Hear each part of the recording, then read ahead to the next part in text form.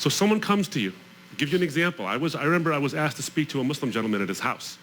And I walked into his home, and you make all these assumptions. When I say Muslim, a bunch of different images pop into your head about what they believe, how they practice, all these things.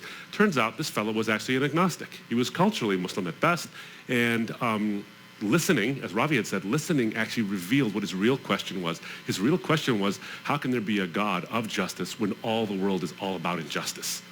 Wouldn't he have made a just world?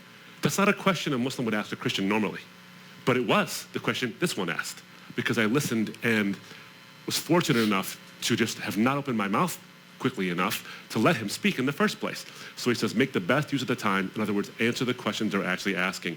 Then he says, when you do speak, let your speech be gracious, seasoned with salt, so you may know how you ought to answer each person, not each issue, each question, each controversy, or each political issue of the day. He says, answer each person. See, you're not if you're a Christian and you want to answer people's questions. By the way, if you're anybody and you want to answer people's questions, don't answer questions. I know that sounds weird from a guy who's answering questions for a living. But don't answer questions. Answer people.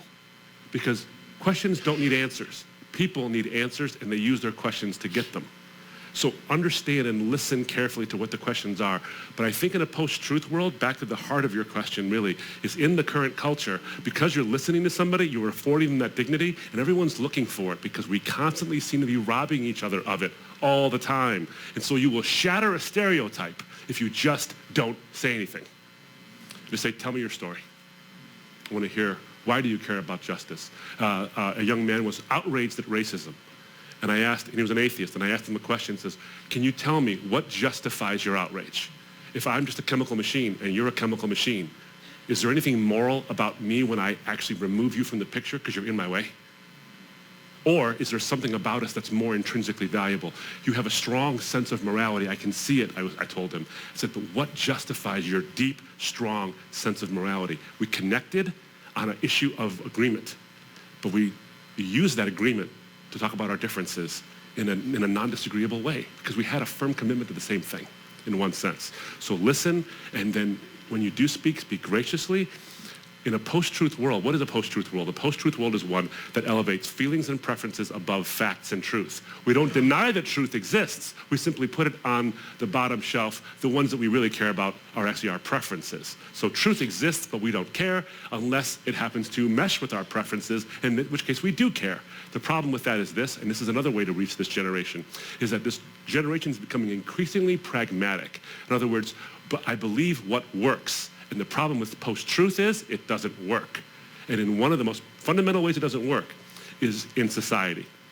If preferences matter more than truth, and I'm autonomous, which is we talk about freedom all the time, but we stopped talking about freedom a long time ago. Now we're talking about autonomy. Freedom is different than autonomy. Freedom has boundaries. Truth is one of those boundaries. And morality is one of those boundaries. Autonomy is the ability to do whatever you want, whenever you want, in whatever way you want.